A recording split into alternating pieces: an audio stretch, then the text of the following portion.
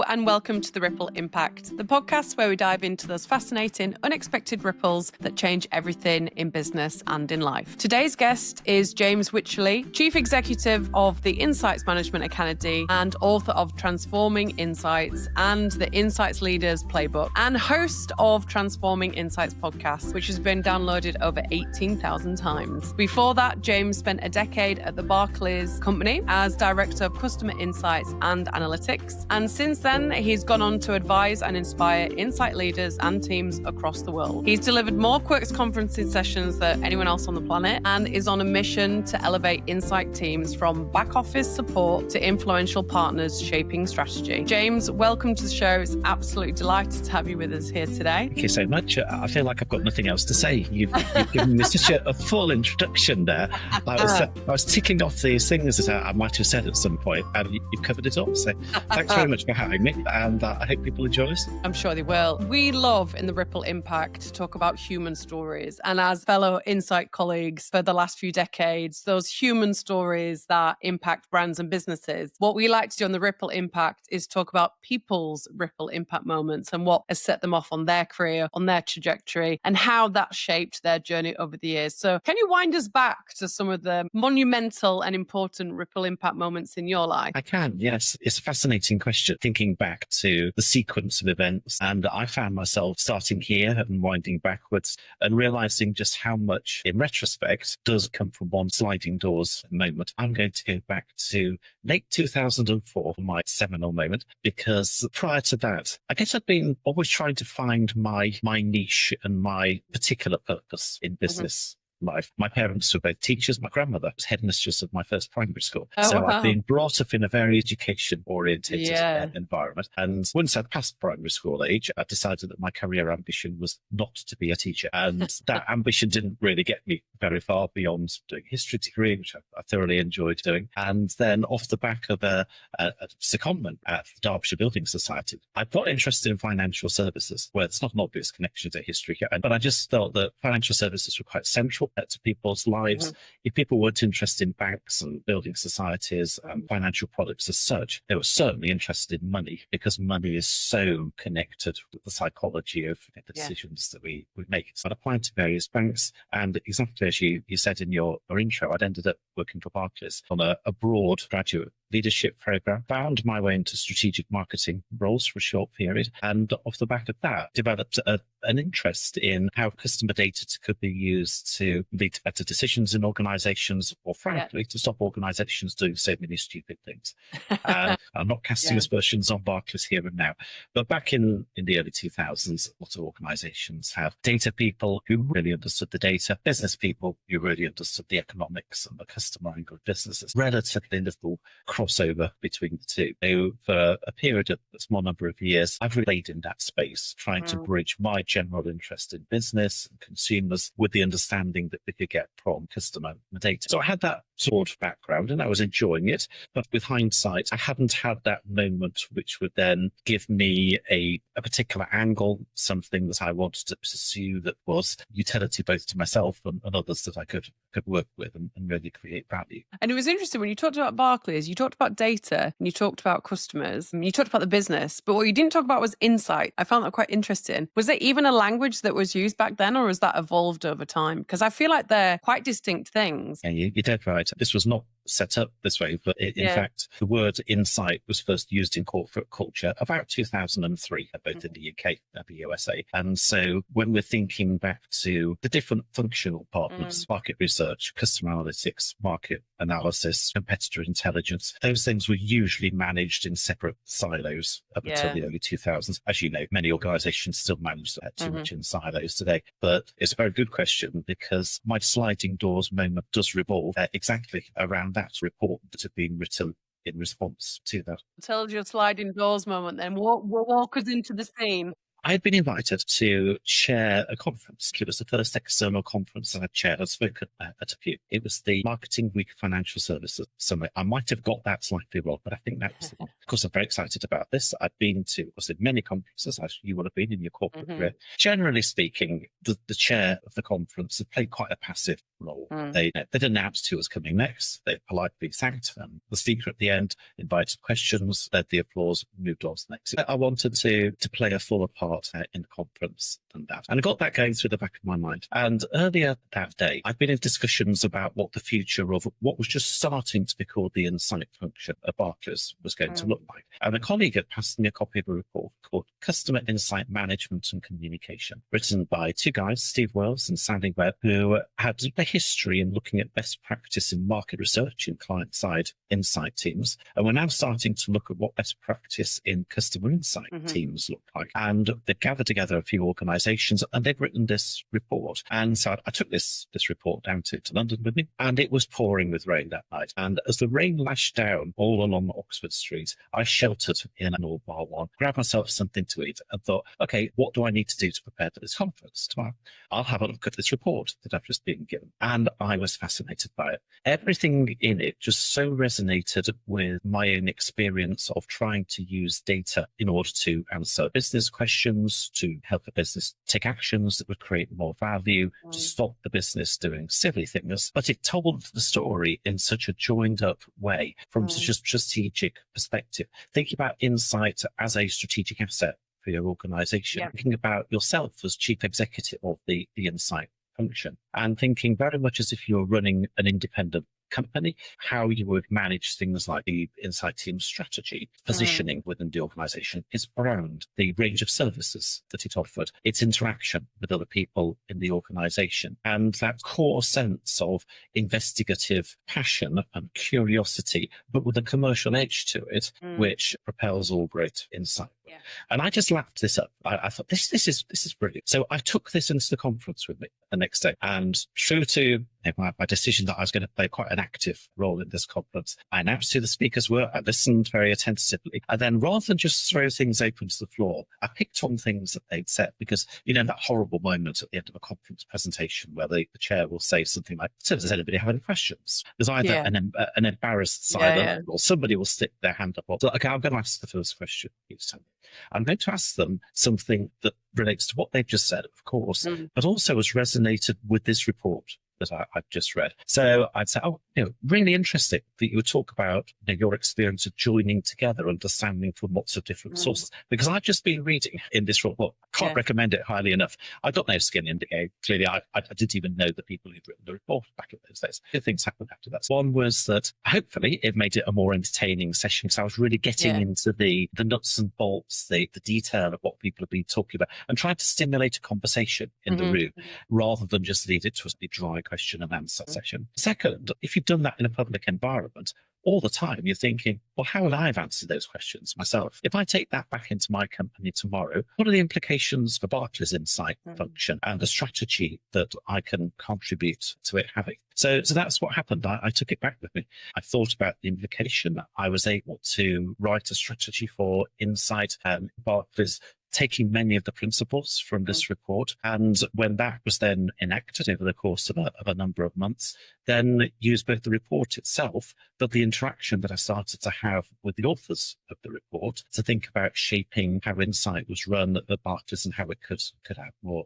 value. The key aspect of that was joining the Customer Insight Forum, which Steve Wills and Sandy Webb were first putting together, which began back in 2005, and which, became a red letter day in my calendar, really, for the next 10 years as I set about running and transforming the impact of Insight. Fantastic. And was there a couple of nuggets in that report? Because it could have been easily the little shelter when it was raining as you was running through London. It could have easily been the umbrella. What were the couple of nuggets that really stuck with you? There must have been something that you were like, I'm taking this with me to the conference, and it's going to be part of my narrative, my introduction. Let me take three.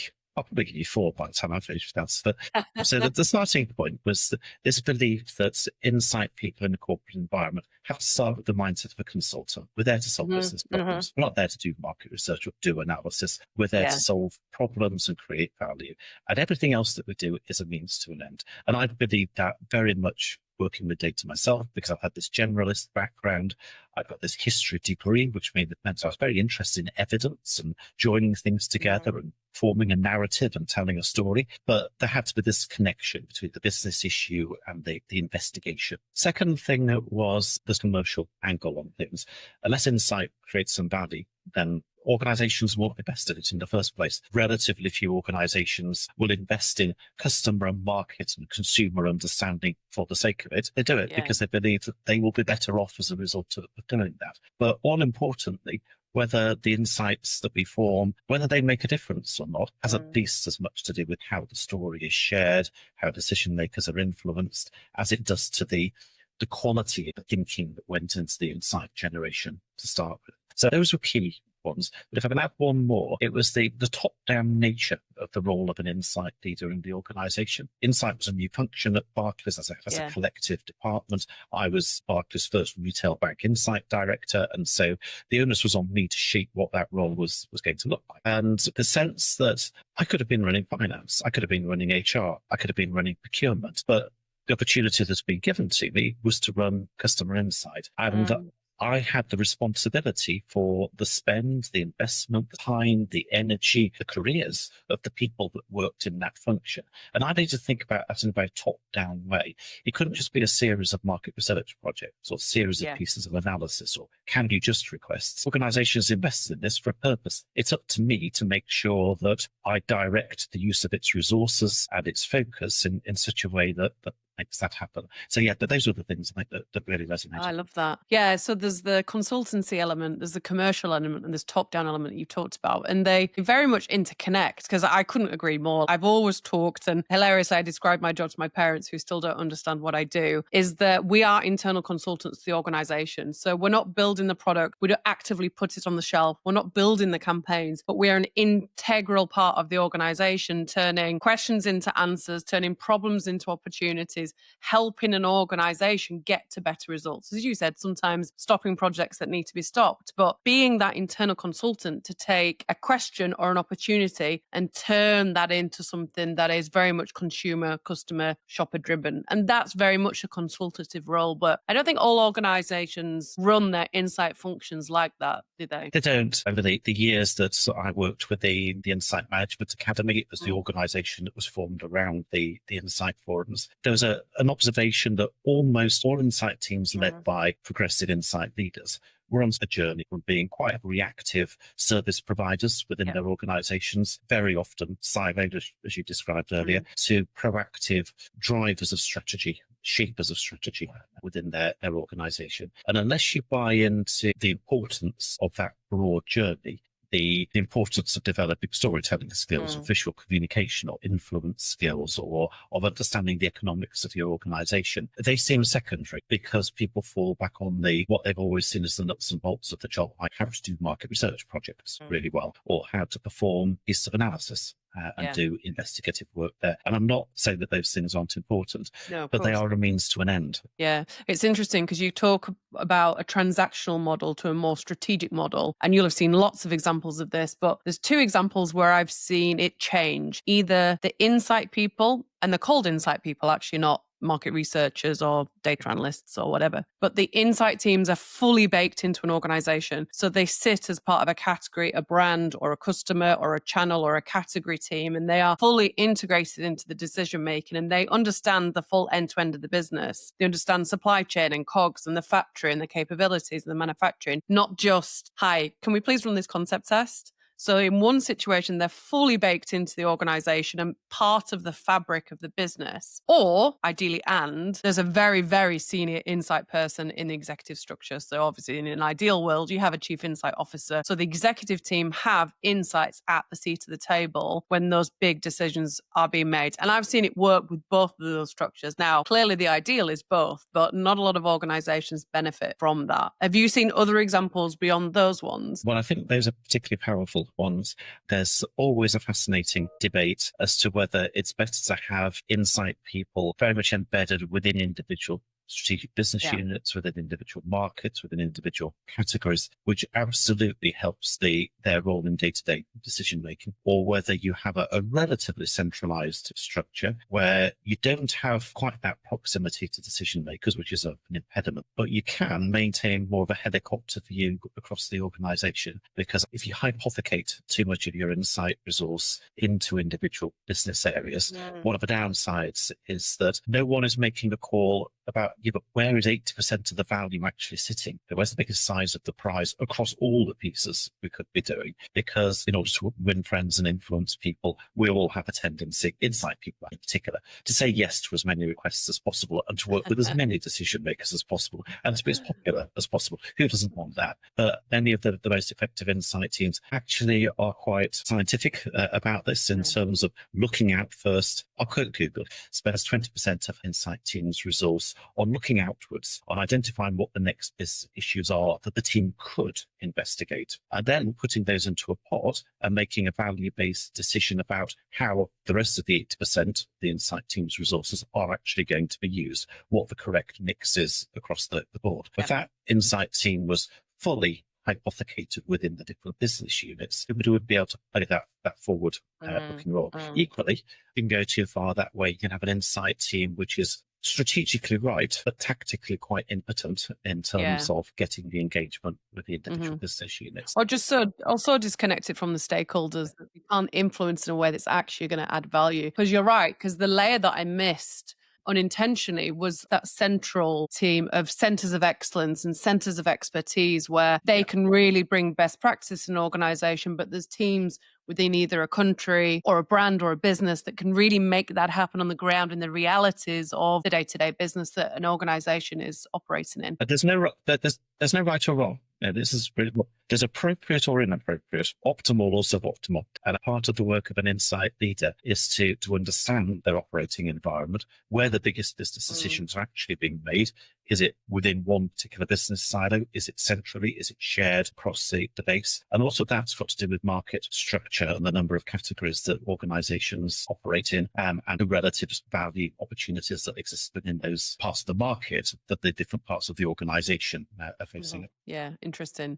You say there's no right or wrong structure, and I agree. But I definitely think there's some right or wrongs in the behavioral style that insights is used, and you almost alluded to in your transactional nature of, I can have a concept test, please. Thanks for the results. See you next year. That doesn't take the advantage of the depth and breadth that an insight person can bring to an organization. And it just becomes very transactional rather than strategic and helping, as you said, looking forward, but also looking forward within the industry as well of where is this going? Because sometimes in organizations, functions rightly are focused within their wheelhouse. And sometimes it'll take an insight team actually to help the organization step out of that to see where are we going next. Yeah, I totally agree. Being on sabbatical from Barclays, and I took that time out back in 2014 to think, where did I want to go next? I've been at Barclays for 20 years. The ripple impact that my sliding doors moment in terms of reading this report had been evidenced within Barclays. But what was very much top of mind for me was that over the years, I'd got to know the organizers of the customer insight forums. I'd got to know many of the insight leaders who were there. And there was a very dedicated but small band of true disciples, people who really both got to know each other as individuals, many of them who achieved fame within the insight world, people who have taken the work that they did within their insight team at a moment in time, and then have taken that on to further organizations. But the disadvantage of the way that the insight forums were set up was that you've got these great meetings of a small number of people, fascinating conversations that nobody really outside the room, other than the insight teams associated with those organizations, benefited from. And I would go to speak at conferences, and I would meet people in the States or in Sydney or in Mumbai or Dubai or Rome or Paris, and those insight leaders were suffering from exactly the same challenges and had exactly the same opportunities available to them, but the best practice conversations that had come out from the Insight forums as to how we could together take the sector and individually take our own individual organizations on this journey from being service providers to strategic drivers. And what I got fascinated by was this disconnect between the opportunity that was inherent within all these ideas and the relatively small number of organizations that were actually benefiting from them at that point. And that inspired me in 2015, rather than go back to Barclays at the end of my sabbatical, to join the Insight Management Academy. And so the second half of my ripple impact story is the work that I've since done in leading the Insight forums, in trying to make the organization, the IMA itself, one that was more professional, more outward looking, wants to have more scalable propositions so that more organizations could take part in the conversations. We'd gone from about 20 organizations when I first joined to about 45 on the eve of the pandemic. And then subsequently thinking more, again, top down about my own organization. How do we then take things beyond where we are at the moment? How does the state of business and the economy and everything that's going on in society with the lockdowns dictate that we move things online, launch the podcast, take the forums online themselves, watch an online training program, capability benchmarking that we do into line as well, and really try to take this story which has been developed amongst a small group of true believers and Insight teams that were inherently quite progressive already, and take that message out to a far wider range of organizations. The joy that I've had from doing that is see so many other organizations benefit, so many other Insight leaders, team members, people who go along to the Quirks events that you talked about.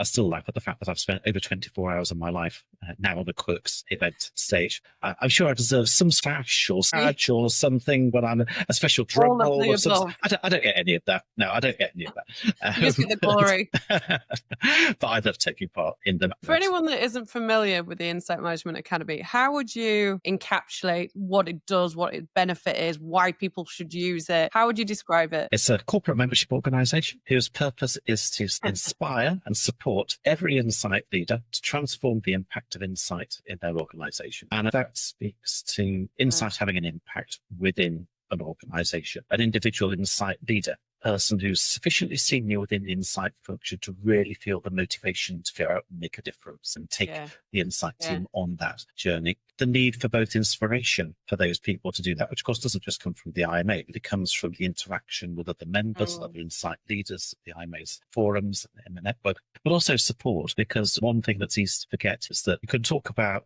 the transformation that Insight teams individually and collectively go on in very rational terms. Because of course we need to be commercially aligned. Because of course we need to think about the communication of our stories and the influence that we have with decision makers. But there's a very emotional side to this as well. The feedback that we have seen most often at Insight forums over the years, particularly at the end of the face-to-face forums, is that was like therapy. I can't put that in membership brochure, but the personal in brackets, benefits, we cannot confirm. No, I mean, exactly. Disclaimer, it'll be fine. But it speaks to an insight about leading an Insight team. It is relatively unlikely that the senior person within an Insight function, market research function, whatever the label, is going to report to somebody who's ever done the job that they're doing. And that can make Insight leadership quite a lonely role to have, actually. And so you've got this irony, and it's one that I speak to in the latest book, the Insight Leaders Playbook, that on the one hand, unless we make an impact within our own organization and we take personal responsibility for doing that, nothing will change either within our company or collectively across all organizations where we would like to see Insight make a difference. And yet at the same time, unless we engage with other Insight leaders and speak to each other about the challenges that we've got, look for inspiration and support to other people who are on that same journey, get together in groups who are interested in adoption of AI or influencing decision makers, or how the use of behavioral economics or behavioral science can be used within our organizations in order to nudge decision makers as well as to nudge consumers. Whatever your challenges or whatever the germ of the idea you've got, is by working with other Insight leaders in other organizations and discussing things with them, particularly those, I have to say, sectors that look nothing like your own. Quite a few people get involved in things like the Insight Forum or Aura, for example, or the MRS or SMR, with a view to, I will find other insight leaders and other organizations that are a bit like my own, and I'll find out what they're doing. Yeah, that's always interesting. But what you quickly discover is that all banks have got the same basic data. Some of them may have developed it in a more structured, strategic, customer-orientated way. All banks will therefore have the same broad approach to doing market research in terms of filling in the gaps and the questions and the answers that can't be addressed with customer data. And so if you want a radical view, a typical left field approach to what you're doing, something to jolt you out of doing the same again next year, you need to speak to people in the drinks industry or in a charity, the entertainment industry or other media. See what their lens on the world is.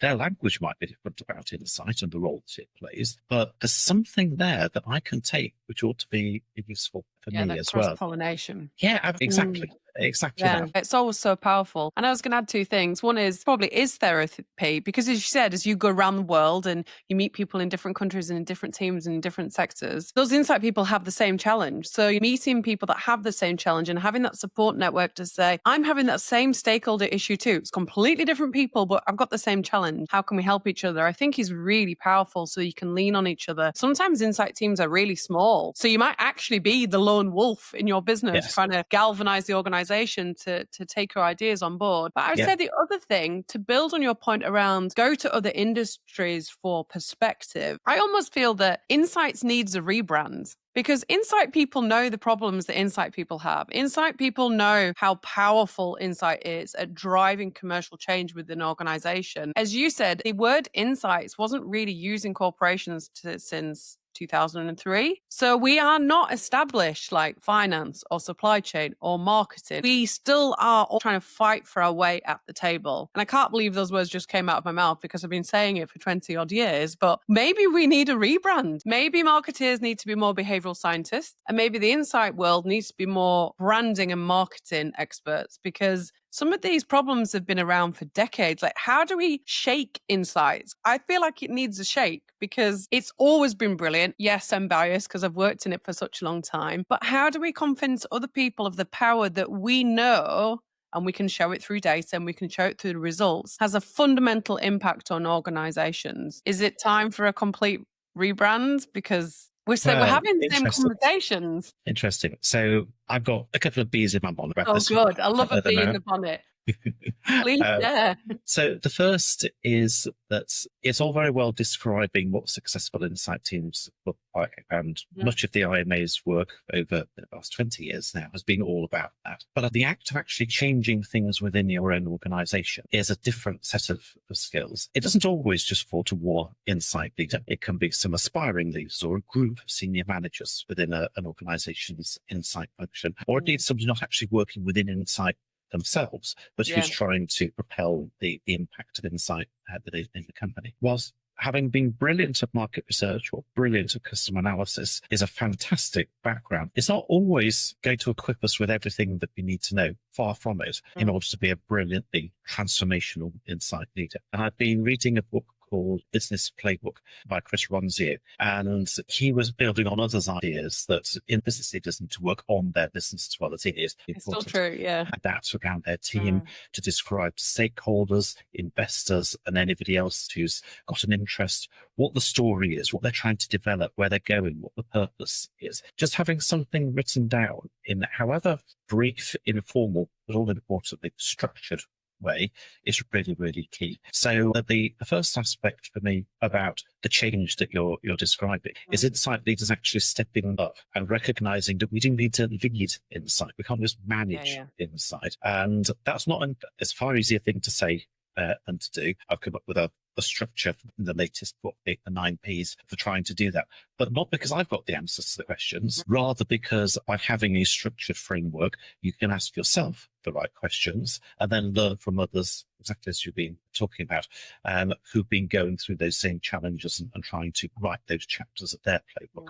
So that's the first bee in my bonnet. All insight leaders we're going to become transformative insight leaders to work on our insight teams rather than in them, we need to write a plan. There has to be something written down so that it galvanizes what we're trying to do, it crystallizes it, it gives it shape. Second thing, though, talking about the need for change. Change might sometimes happen slowly within organizations or slowly within insight teams. But just at the moment, there is no shortage of change that's happening out there in the corporate world. I don't remember a time when there's been more uncertainty for many insight teams, more headcount restrictions, more budget freezes, more reorganizations. How many of your listeners who work in insight teams have not experienced a restructure or a reorganization, or several over the last 2 or 3 years? How many have not seen some senior people leave? How many have not lost the experience that those people brought to the business questions that the insight team were looking at? How many have not lost decision makers or stakeholders they were particularly close to, so had to rebuild those relationships and rebuild the insight brand within the organization? Whilst it's tempting to think that that's all driven by AI and senior people's view of how the information landscape is going to change and how decisions are going to be made differently, which I passionately believe is true. In many instances, it's almost the swing back of the pendulum, where we saw so much investment in insight and in learning and development within insight teams post-pandemic that it's, in some instances, it's just the counter to that, driven or framed by consumer spending, by the business environment at the moment where we are with the investment cycle. But the critical thing is that it'd be a mistake for any head of insight to think things will get back to normal. There are always periods of challenge for budgets and headcount, changes within organizations. Things come back again. The pendulum. My concern this time is that AI, which ought to bring fantastic opportunities to progressive insight teams, already is to many insight teams, will not pose an issue in terms of the technical advantages it can bring, unless the insight team isn't across those advantages. It's rather the politics. There's an analogy here with big data, and I will remember 10 years ago, all the discussion was big data, how it's going to change the world, or how it's going to revolutionize what insight can do. And in some instances it did. Unfortunately, going back to our point about silos earlier, too many insight teams define themselves as the team that does market research or does the analysis of this market share report. And so when new sources of data became available, new techniques for analyzing it, big focus on unstructured data and far more technically more sophisticated ways of manipulating the data in order to produce some information, let alone insights. Then organizations look to their IT departments. They looked elsewhere to create great big analytics departments full of people who, they have great technical skills, but did not necessarily have the inherent curiosity, the customer orientation, the market understanding, the critical thinking, which had always been so important to those consultants that we were talking about within our insight teams. And unfortunately, many insight teams were put onto the back foot with big data. And it's taken the best part of 10 years or more for those insight teams to try to regroup and pull together the knowledge that can be drawn from multiple sources across the organization. We got the politics of big data wrong. Without trying to alarm people, it does worry me that we might get the politics of AI adoption wrong as well. No, I'm sure that is already happening, because it's almost back to one of the original points we were making, is that if your team, whatever you call them, insights, analytics, managers, researchers, whatever you call that team, if they are not a strategic part of your business and they are transactional service function, then, AI can do that faster. Exactly that. Now, I'm seeing a lot of people, particularly at the moment from the market research side, very, very good market researchers frame this issue in terms of, but market research, human-based insight and intelligence is always going to have the advantage. On one level, that's right. I don't believe for a minute that in areas like foresight, for example, or understanding nuances of how to take insights from one place and another in a way that's not just blending data, but is contextualizing insights and making judgment calls about what is most likely and what the recommendation should be for a business, influencing decision makers, having that seat at the table, being growth consultants, knowledge stewards within an organization. There are so many areas in which human beings, certainly for the foreseeable future, are going to have this massive inbuilt advantage. But that's not the question. The question is, how many organizations are going to think that they can get to 80% solutions quicker, faster, and a lot cheaper by adopting, however intelligently or unintelligently, different AI-driven sources. And the thing is, they're not going to go wrong, because in a lot of businesses, if you think about the way in which organizations' decisions are made, 80% solutions are very often okay. And so organizations will not be unilaterally wrong, thinking that they don't necessarily. You say that though, but we still have the stats around 70% of new products fail. So are we just going to fail faster? Like, what makes us think it's going to get better, even if it's just got speed? Well, in an online environment, in a world where online transactions, trading, communications is so prevalent, the ability to test and learn and iterate is so much greater than it ever was in an analog face-to-face world. If AI multiplies that exponentially, then I'm guessing that the risk-reward trade-off between trying multiple things very quickly and learning from those mistakes is going to seem rather different to people than investing in enormous pieces of market research with great big lead times to try to get to the strategic answer and then pinning all an organization's investment decisions on that. I suspect that we're going to see this sort of proliferation of how different types of data are used by different decision makers in different organizations. It's going to take a long time for people to find their feet. And along the way, on a very positive note for Insight, we're going to discover all sorts of roles that great insight, critical thinkers, business consultants can play, not least in verifying the data and the information that comes from many of these new sources. Let's think of AI agents like a market research vendor or a piece of market research or a new customer database. We would know that those things would have inherent advantages, disadvantages. We would have to frame the way in which questions were asked of those sources in a particular way in order to get intelligent answers. We'd have to verify the results that we got by triangulating between different points and contextualizing things in order to provide useful insight for the organization. You need to take that and work through the implications of business decision makers. All those things are going to be true in an AI-shaped environment, but only if Insight people recognize that the skills, which we sometimes rather dismissively refer to as soft skills, things that we see as the icing. Yes, so it does. The icing on the cake, if you like. Oh, well, we're market researchers, but we recognize that storytelling is important. It's not just important, it's the job. Being insight influencers, growth consultants, insights influencers, this is going to be the role for insight people. And unless we rebrand ourselves, then our insight teams to make it very clear that our focus has shifted to the extent it hasn't shifted already from the sources of data and the technical skills to this role as consultants who will draw on all these different data sources, who will make judgment calls about, is it historic data that we're looking at here? Is it traditional market research? Is it new methodologies? Is it new AI-driven data that can best help us? The organizations will be so much better off if it's great insight people making those decisions. But to be given that opportunity, it goes back to transformational insight leadership and insight people getting on the front foot and being proactive about what their roles are and what their position is within the organization.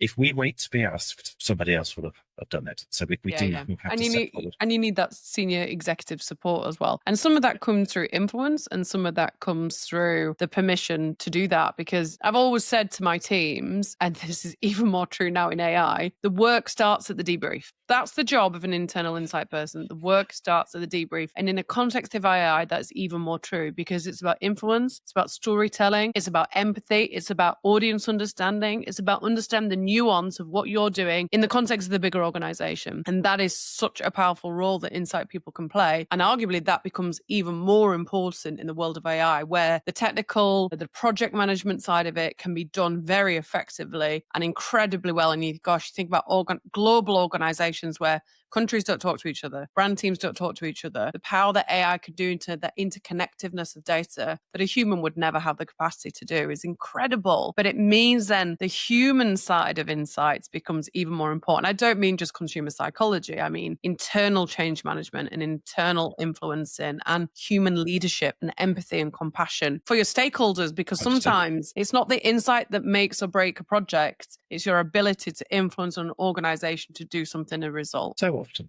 one of the ironies many times working with organizations is that insight people don't need more insight about customers and consumers and markets and shoppers. They need more insight about their own organizations and how they make decisions.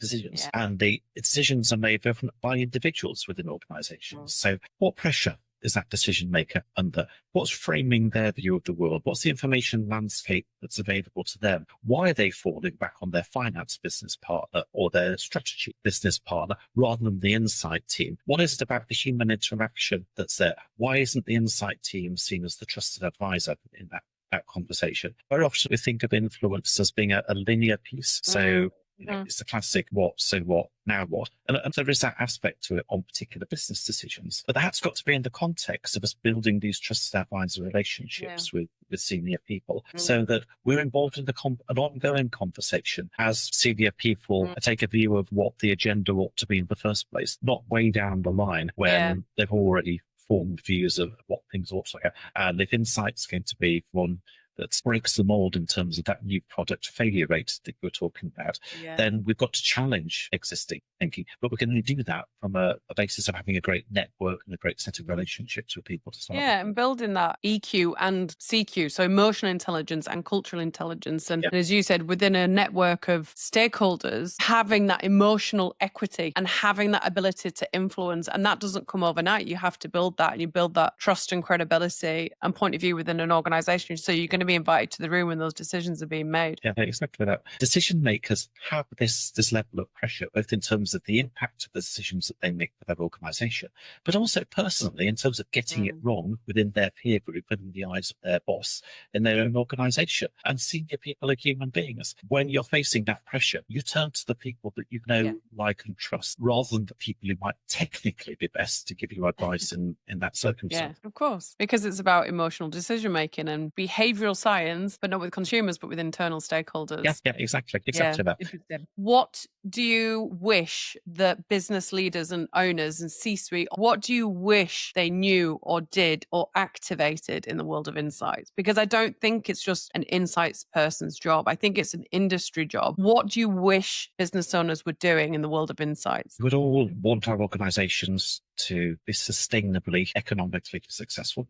over the long term. I believe that can't happen unless decisions are taken in a way which is customer orientated, takes account of market dynamics and future profit pools, and by extension, that decisions are going to be best taken when they are grounded in joined up insights and insight within the organization. It is to the insight leader to prove why their team, why they themselves are able to cut across business boundaries and add that value to those decisions that are being made. Senior decision makers do not care where the great ideas come from. They want workable solutions which are based on the appropriate evidence and the appropriate understanding of the economics in order to know that all the boxes have been ticked and they can take those recommendations without having to worry that nobody's considered this side of it or that. I'm half with you in terms of it's not just about the insight, the operating environment. It is absolutely critical. And I would love more business decision makers to have a better understanding of the potential that sits within insight as well as within the insight function. Insight leaders have just got to recognize that we've got a set of cards that we've got, and it's up to us to make the most of us. We can't wait to be asked. And so I do believe that stepping forward and trying to shape the future of insight ourselves within our own organization is critical. Unless we can do it within our own organization, nothing will change across the sector. The sector will feel the collective benefit, and that will then create the mood music for other organizations. But it's got to happen within individual companies, in my view. And my final question that we ask everyone, because we're calling our guests wave makers because they've been making waves on the industry. What advice would you give to aspiring wave makers? I'm going to quote somebody who's a great influencer in the world of business, Daniel Priestley, who many of your listeners may have seen, who writes books around the key person of influence framework. He said the other day, which really resonated with me, he was trying to dispel myths. And one of the myths, he said, was that entrepreneurs or people in all walks of life are told to follow their passion. Now, he wasn't saying that follow your passion is wrong. He was saying that it's not enough. Yes, you need to follow your passion, but a passion that has got the potential to be of use to other people who have got a problem. And in solving that problem, value has to be created both for the person who got the problem and ultimately for the person who's providing the solution. And that is so true for people who are starting their own business and being entrepreneurs, but also it's true for people within organizations. Insight people don't traditionally think of themselves as entrepreneurs. They focus on the technical aspects of job, the material aspects of the job, but we need to think about the entrepreneurial side. And so, yes, we need to find these passion projects, find these areas that I talked about soapbox issues, having a bee in my bonnet earlier. We need those as insight leaders, but only pursue the ones that are of utility to the decision makers within your organization and the ones that can create value for the organization and ultimately value for the insight team, be that better return on investment, return leading to more headcount, more resources, or an enhanced position within the organization that can help you to influence bigger, better decisions in the future. Amazing. Thank you so much. Such brilliant advice for people. So thank you. I'm sure everyone's scribbling that Somebody down. It's somebody else's advice. So absolutely. But it resonated with me. Well, like the best stories to get passed on. James Wycherley, thank you so much for taking us behind the ripple of insights, leadership, influence, and transformation. From your days at Barclays to Quirk stages across the world, your story shows even the smallest shifts, from reporting to influencing, from knowledge to action, can create waves that transform entire insight functions and hopefully entire organizations. James's journey reminds us that insights isn't just about data for data's sake. It's about decisions. It's about having the courage and your conviction to take leadership within your organization to ensure insights is at the heart of decision making. So thank you so much for today. And if you're looking to elevate your human storytelling and your brand on Insight Team, please get in touch with us. We would love to help you. That is a wrap on this Ripple episode. Don't forget to subscribe and follow, and tune in next week for more bold voices and inspiring wave maker guests. Drop a comment and we'd love to hear who you think we should have on the show next. I'm Laura Barber. This is the Ripple Impact. James, thank you so much. We will see you all next week. Thanks so much, everyone. Bye-bye. Thank you.